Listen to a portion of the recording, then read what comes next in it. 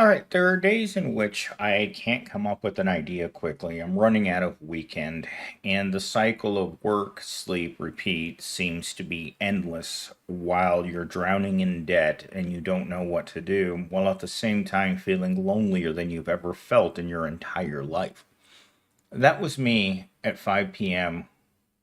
on Friday. I knew I had nothing to do.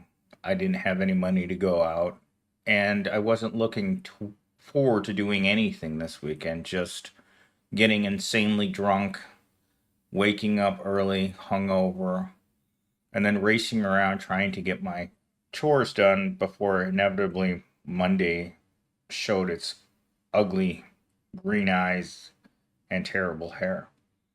But every weekend's like this when you're poor. Leisure is something that only the rich get to enjoy these days, and it's by design because when working 40 hours is part time, then something systemically has broken within our society. But as I was telling Jill today, you know, no matter what you say about our current world, it is an unjust world. And for many people, when I say things like that, they're like, it's always been that way.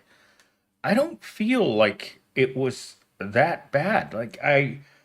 At the point where I'm at in my life, at the highest paid job I've ever had of my entire working life, I thought that things would have been easier at this level of earnings. But the truth is, with inflation being so high, it is just one metric that I measure my life on. But the second metric is very much so the lack of Susie Rottencrotch. Today, when I was talking to the girl at the salon while she quietly, I don't know, we didn't have as much energy this time. I've only met her one time before, but today we didn't have as much energy. Like I could feel like she felt drained. And the reason she felt drained is because of all of the reasons that I talk about on this channel. She works a lot of hours. She lives alone. She's single. And she spent her Valentine's Day alone. And when she asked me today, it's like, who did you spend your Valentine's Day with? And I said, no one. She kind of frowned at me like, me either. Like we shared a moment in which we were both hopelessly single, and she has no reason to be single other than her standards are probably pretty high, which is a talking point I'm going to get to momentarily. But let's get into the monologue really quick. Every morning, millions of people wake up just to go to jobs they don't like, barely make enough to survive, and somehow society still expects them to be grateful. Work used to mean building a life. Now it just means keeping your head above water while everything gets more expensive and the people at the top get richer. Men are realizing that no matter how hard they work, they'll never own a home, never retire comfortably, and never get the respect they were promised. So they're opting out entirely. And instead of fixing the system, the same people who caused this mess just sit back and wonder, why doesn't anyone want to work anymore? And to that question, every time I pose this question, because I've built hundreds of videos on this premise, why doesn't anyone want to work? And the reality is that people are dying to work for living wages. If you pay a McDonald's worker 300 grand a year to burn fries all day long and flip burgers, he will do it with a smile on his face all day long. But if you pay him $15,000 a year and then you ask yourself why no one wants to work, it's not the fact that no one wants to work, it's the fact that no one can afford to work, including myself. I just went to Kroger's and I bought my medications for the next 3 months, and I just dropped $100 on prescription medications. That's the most I've ever spent in my entire life. And I couldn't understand why I was paying so much money. The cost of prescription drugs is outrageous. I looked at that register when it said $100, and I'm like, really? Don't I have insurance? And where's the insurance? And the cashier just looked at me like, you got an incredible discount with your insurance. And I'm like, these corporations, these healthcare corporations, are absolutely despicable. When I think of what our fellow Assassin's Creed did a few months, this guy should have statues erected in his honor for what he did. Because he pointed out a system that's failing all of us. Every aspect of our society is failing every single person and pushing us further and further into poverty, where there will only be two classes of people: the rich and the very poor that work for the corporations at unlivable wages, and eventually will just succumb to the circumstances of being homeless and not having anything to eat while they're working full time. And with that said, let's get into our first talking point.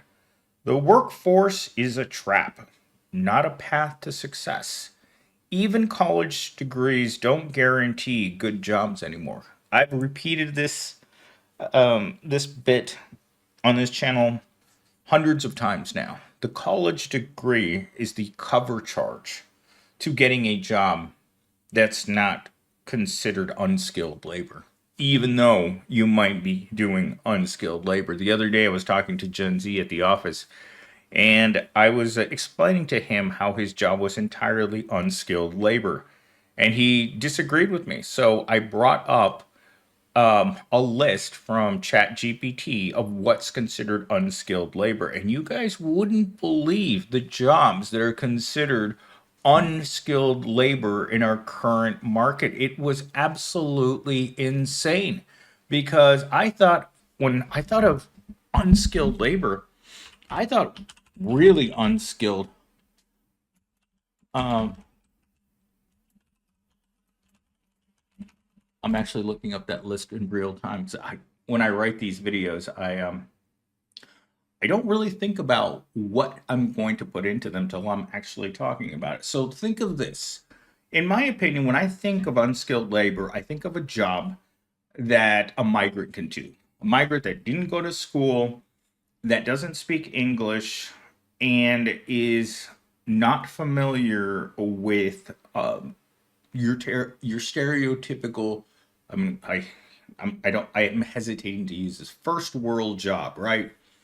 So in the examples of unskilled labor, it put cashier, stock clerk, fast food worker, and grocery bagger. I In order to be able to be a cashier, you have to be able to know how to work the cash register and be able to give back change while also engaging with the customer. So, customer service is considered unskilled. In hospitality, dishwashers, hotel busboys, bussers, and line cooks are considered unskilled labor. I disagree. I think any cooking job is not unskilled. For general labor, construction workers, warehouse worker, janitor, and landscaper are all considered unskilled. This is the good one right here. Transportation. Uber is considered unskilled. Uber Eats is considered unskilled. Package handler at FedEx or UPS is considered unskilled. What it's saying here is that all of these jobs pay the minimum wage. And let's see, meat packing is considered another minimum wage job.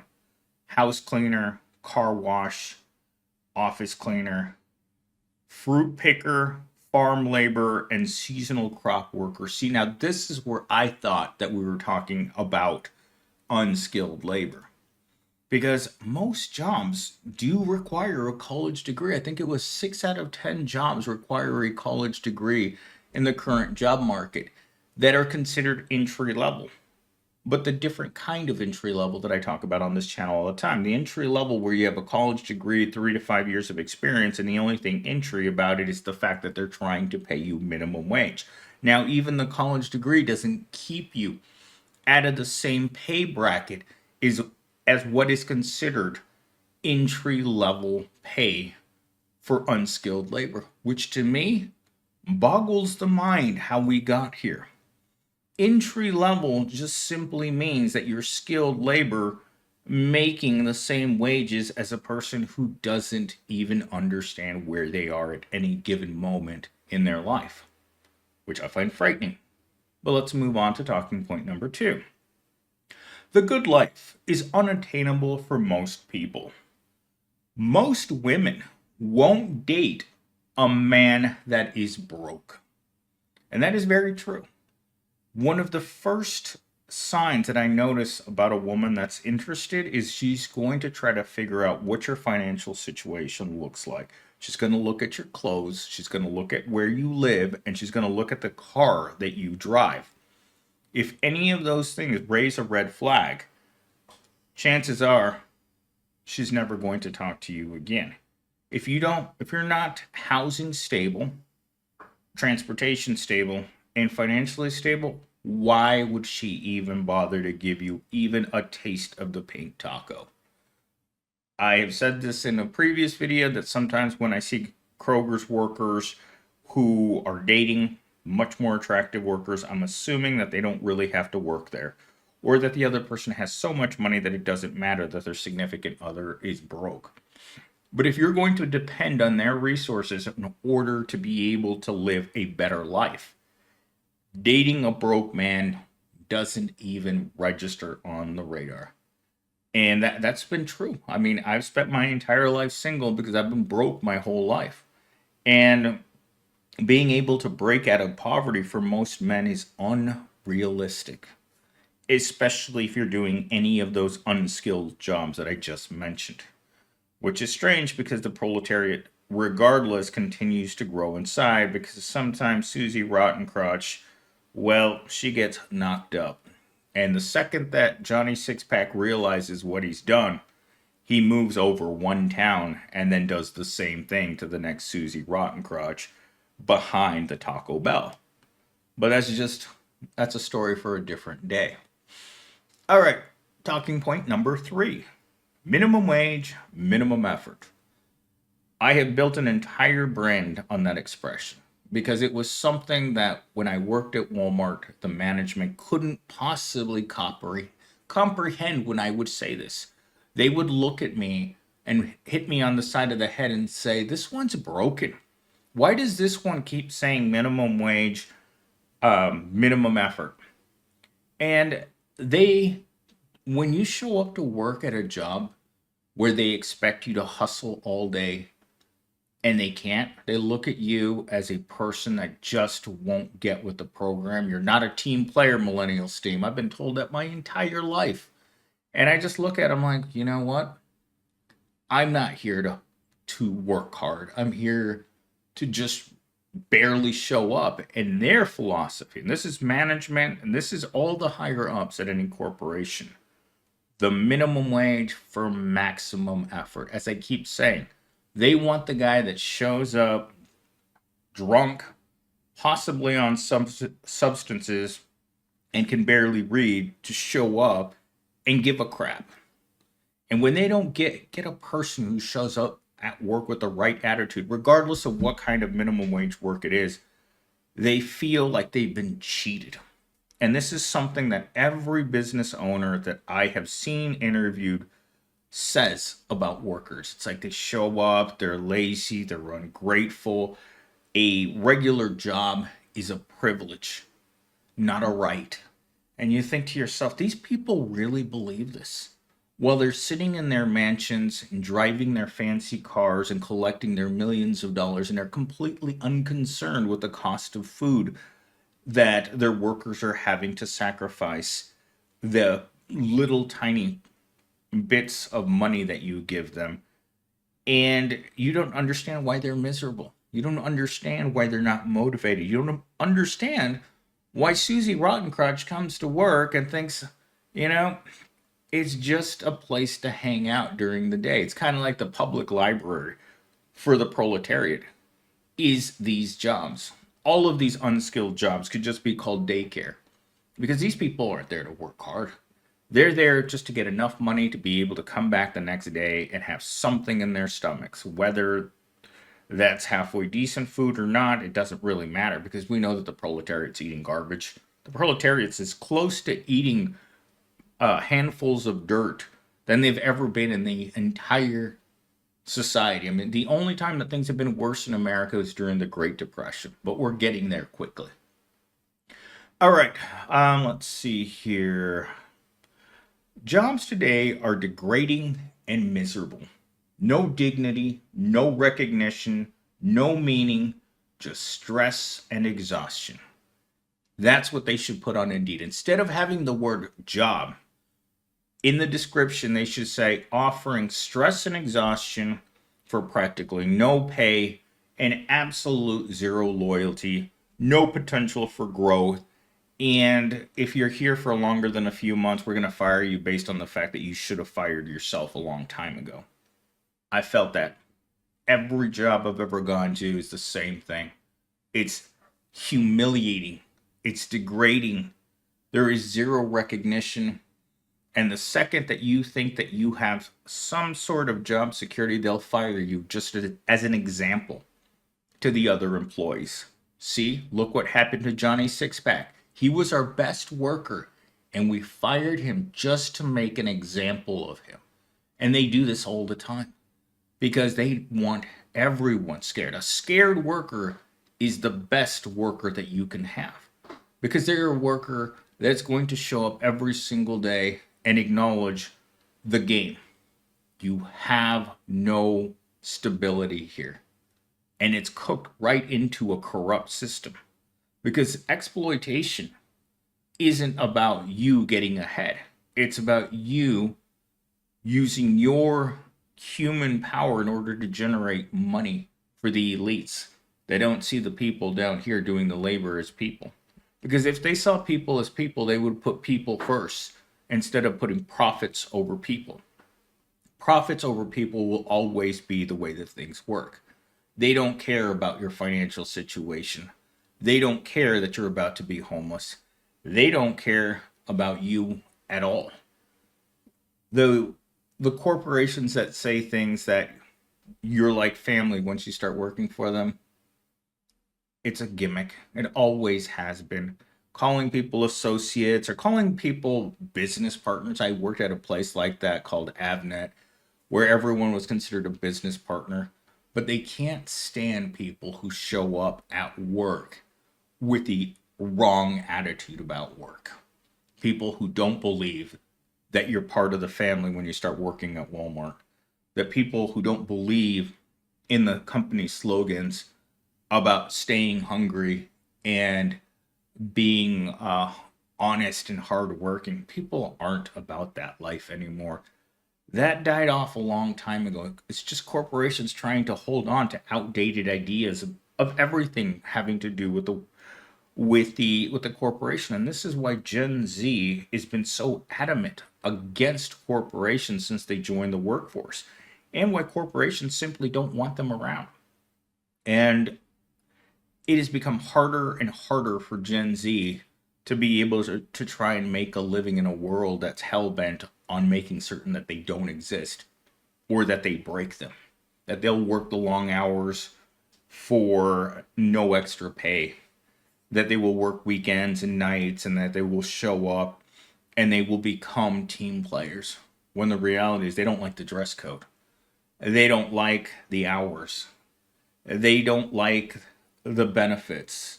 They don't like the pay. They don't like anything about the working world, and there's no changing it. They can't just decide to opt out. But as with most men, especially young men, when you think of 1 in 3 young men opting out of working at all for one sole reason, they can be poor working or they can be poor not working. There's not much of a difference between making $7.25 and making $21 an hour in our current world. $21 an hour isn't going to buy you a house, a car, and food. It just doesn't work that way. The wages are so disgusting right now that everyone, including the lower middle class, has become almost numb to the fact that there really isn't anything that they can do about their circumstance. You can't work your way out of poverty at poverty wages. All right, let's see. I have 30 seconds left. I'm just going to jump right into toxic positivity. And the worst part, the people pushing this mindset aren't struggling at all. They're the ones benefiting from your blind optimism. I mentioned this in a video that is actually going up late next week, but today when I was talking to Jill, I told her about how I felt about her um, unbridled optimism is one of the first things that I told her. And she came back today at me with the simple fact that she is pessimistic. And I said, no, you're not. Your optimism towards a future that doesn't include you is there. You say these things to me all the time. And when we started talking about my job, she said, you should quit that job and stop working for that awful boss of yours. And then she said, you just need to find a job that you really enjoy and that pays you more money and so that you can get the hell out of there. And I said, Jill, you're doing it again. You're trying to fill the air in this room with your toxic positivity. And she said, oh my God, I am doing it again.